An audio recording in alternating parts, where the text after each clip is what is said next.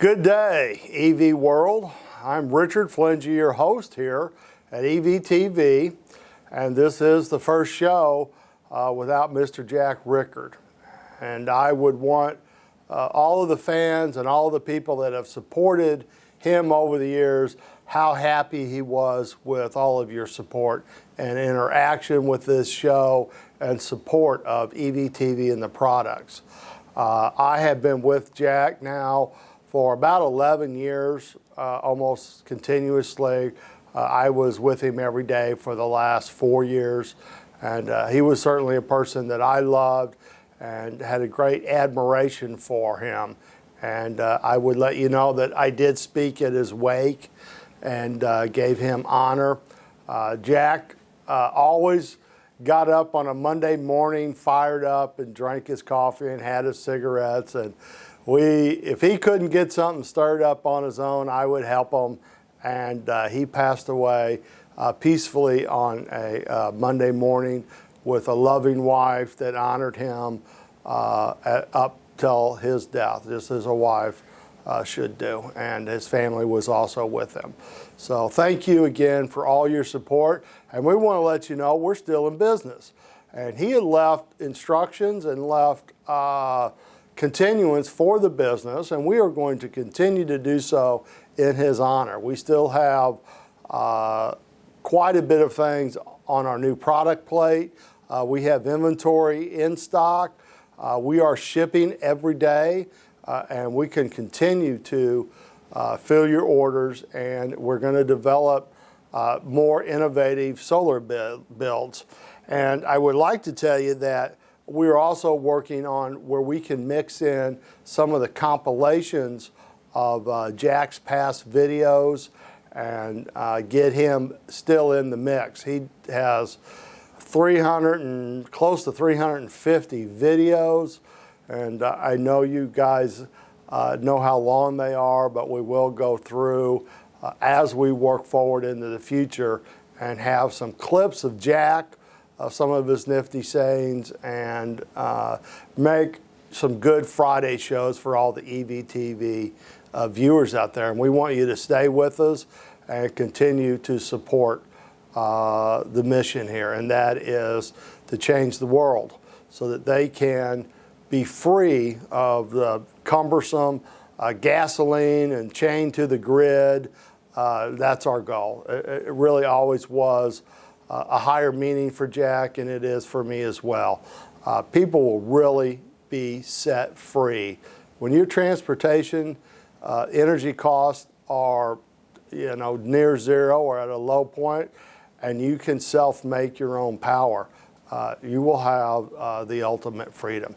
The promised land, I suppose we could call it. But I will be able to help along the way. I have been here pretty much since the beginning, and I was involved in the first EVCon, and that was a way to get the electric car builders together, share knowledge, and gain knowledge, and look at products, and develop really the momentum that eventually really became the Tesla wave. And we want to continue interacting with people that are building solar builds with EVTV products, and we were going to feature some of them. Another thing we could do today is kind of look over one of Jack's past videos. And this is one that was picked out actually by a longtime viewer and supporter, Fred Benning, that sent it to me. And this is from May 16th, 2014. And boy, this was Jack in his heyday. He was healthy. The spark of the Model S had started. He had had a couple of successful EVCons, and things were really rocking and rolling. He's out and about in his yellow suspenders.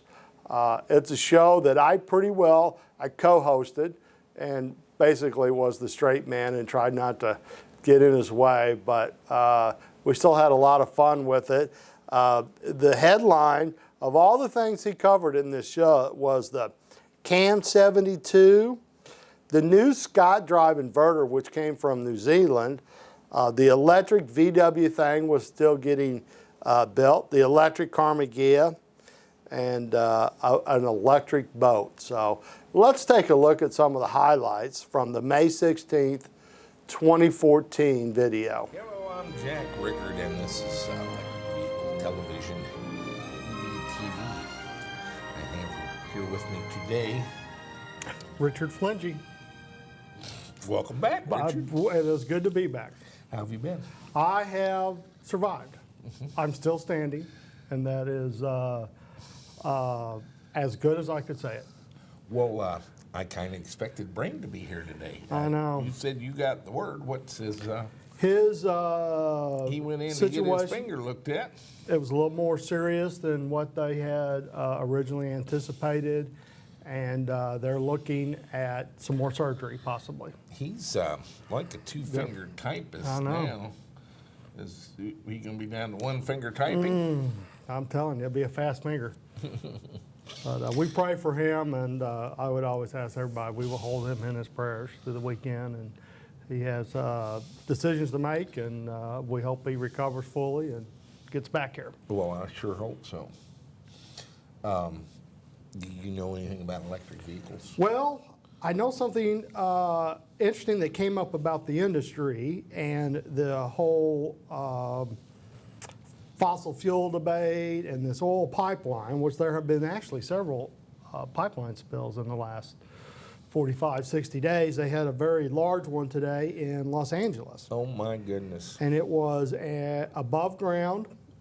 It was a spewing high pressure spill and called out a full hazmat response, and they had oil knee deep. Now the news I saw here locally was not as dramatic, but actually what was on the internet and some of the stuff that came out of LA was a much more dramatic scene of an oil spill. Richard, it's California. It's not like back here in the States.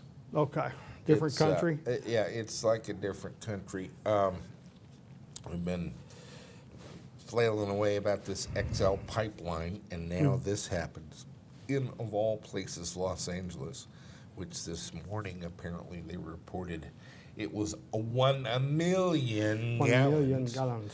I think by noon it was down to 50,000 gallons. The latest report is 10,000 gallons, and I think by Monday it'll probably be down to 4 gallons of scrubbing bubbles. And non-detergent, no oil involved at all. We received our first shipment of 200 CAM 72 FI cells. And big day. let's take a look at what I found out in the back room. It's kind of a cluster mess back there. I wasn't very organized. I wanted you to know I had a lot of coffee.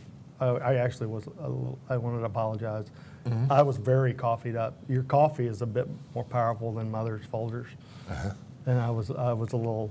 It actually did. You look a little vibratory now. It was vibratory. I think I was. I'm telling you. Let's take a look at the spot. I want to look like I have big eyes.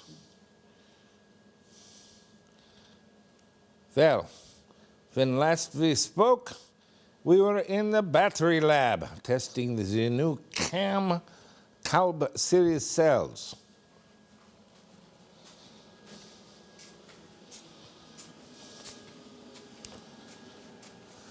And so we continue.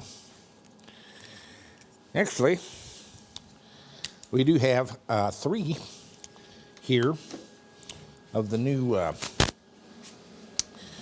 CAM 72 FI cells, fresh from the factory, and we have the sheet on them that has several interesting things. Their serial number NSA 72, which is the type of cell, 72 amp hours. 140326, which means they were manufactured on March 26th of 2014. I have cells 253, 255, and 256 here, and they're each 73 amp hours. One of the things I noticed in this shipment was they're not as much higher in capacity beyond what's stated, as we're accustomed to seeing. Some of our 180 amp hour CA series cells are routinely at 200 or above amp hours now. These are much closer to the spec, but they're also much closer to each other, a much more consistent cell. Recall, if you will, let me show you what I'm doing with my new test bench laboratory. You need more test bench, yes. I need more test benches. You need it. I always said that. You need a test bench. You did say that. I did say that. That was on record. I did. Test bench. You said that would be a big deal. Well, it has been. And that's where I need 2 more. You do. That's where I would be, yes. Let's take a look. When last we spoke, with regarding the test benches, I had said that we would use one of the motors as a generator and put a 3-phase rectifier on it and use it to feed our batteries. A number of you called me on that, and quite appropriately so. I omitted a couple of capacitors to make sure the field windings were excited. But worse than that, a couple of you called me a cheap bastard because I wouldn't take an inverter and actually set it up where I could control the amount of regen. What we've done here is install a DMOC 645 on the forward part of our Hauber dual Siemens. And I've actually got hooked up right now a Scott drive on the drive portion. And we're going to do a little work on our cooling and some of our Scott drive wiring yet. I've got a little lab 50K Helicpot. It's a little bit high resistance, but I'm going to try it because it's kind of cool. It sits on the bench to drive it. Over here, we have our pack, and I just explained not to use an Anderson connector on that, but we've replaced the disconnect on the bottom with just a loop through an Anderson connector that we can plug in here. And we have our contactors wired in like the UQM bench, where I can turn on the pre-charge, the ground, the high voltage side, and I have a pot to use for the DMOC 645. This is where our JevQ will plug in. I've got these where I can even control those contactor relays either with these manual switches or with the DMOC 645 outputs, and eventually that's precisely how I'll do that too. So this is our battery pack, which we will cable up to a positive and a negative terminal block that'll be underneath, and both the output of the DMOC 645 and of our test inverter will each go there. And so again, we're going to deploy regenerative braking. Of course, on the DMOC 645, I can actually make that entire throttle a gradual regenerative braking and go from 0 to maximum, going from 0 to maximum throttle. And so we'll be able to adjust that with this pot. Exactly. Okay, well, there's the video, and boy, I tell you what, that's a different looking jack. And you got to admit, when he had his day, he had his day, suspenders and all. Okay, well, we have an interesting, a few clips, actually some still photos of one of the builds with the Model 3 full packs. Now, that is a product that is actually taking off, and it's something that we do have in stock.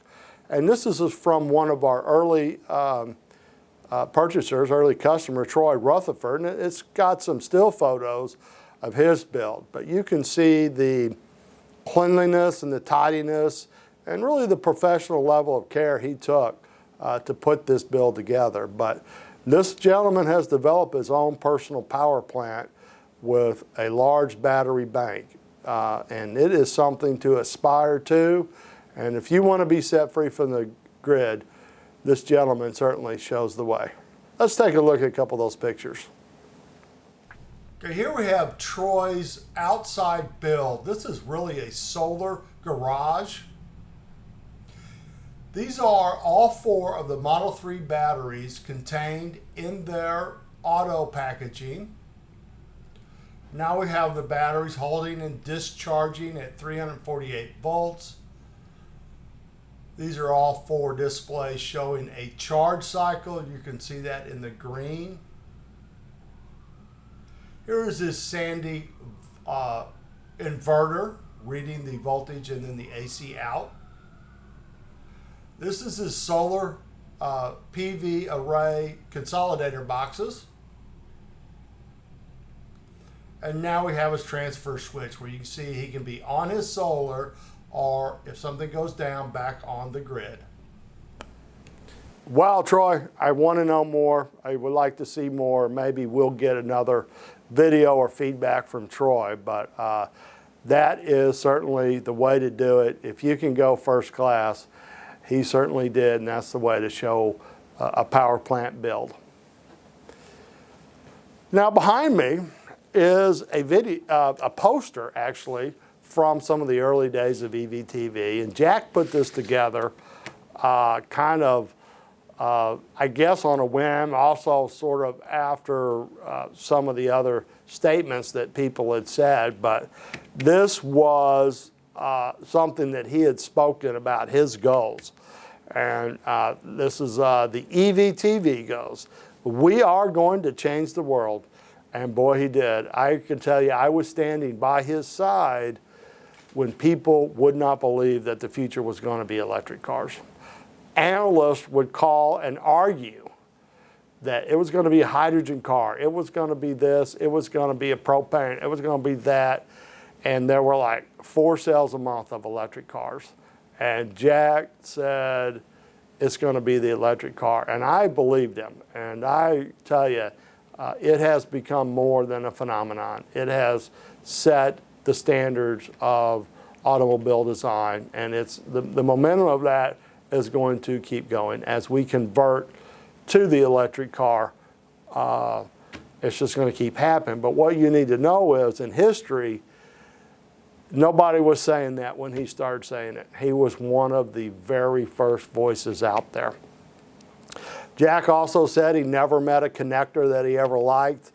Almost always in our troubleshooting in the electric builds and things that we have done, the one thing, if something went dead or we had a fault, we always went back and started checking connectors. And almost 99% of the time, it was a connector. So Jack would always stand around here and say, I have never met a connector I liked. Another statement that was on the poster, we need 100,000 guys to go in their garage and build an electric car. And that is still happening today. It really has become a hot rod and collector's industry, but there are still people building electric cars. We are still selling motors and inverters. And as a matter of fact, sold some this week. So they are still out there. They're in the Mercedes, BMW, the little VW kit cars, but it's still something to really be fun and be a part of. And this is a very special time in history as the electric car industry is emerging. You can still build a pretty cool little hot rod. Now, the second part of that statement is we need 100,000 of you to start building solar battery banks. That is the future. That is what people are going to interact with. And the saying is, you can give the utility company the bird. I mean, this is how it is going to go. All of the solar systems are 99, 95% of them are grid tied. So all their excess power produced, it's just going back to the utility company. By developing a battery bank, you keep your solar to yourself. And that technology is still emerging. How it's all going to come together is still out there. So you have a chance to grab your little piece of glory. Get some EVTV products, build something really cool, send us in some information on it, and we'd be happy to show your build on our show. And that's what we're looking for, is guys that want to take that step and guys that want that's your mountain to climb. It is the future, and it is what is, it's similar to what the hot rod or the car builds for, except it's even neater because it has impact on really the human future and human civilizations. So we haven't learned all that we need to know, and we haven't tried all that we need to know, and all the different configurations and variations are something that we can share. And right here at EVTV is a good place to share them out. Now, Jack would always say, don't type yourself smart. So many people over the years, and I've witnessed to it, would call him with ideas and suggestions and all that. This will work. If you did this, it would multiply the energy into the battery and all that. And Jack would go, well, did you try that? And they would say, well, no, but I know it'll work. He said, well, do you have the equipment to try it? And they wouldn't.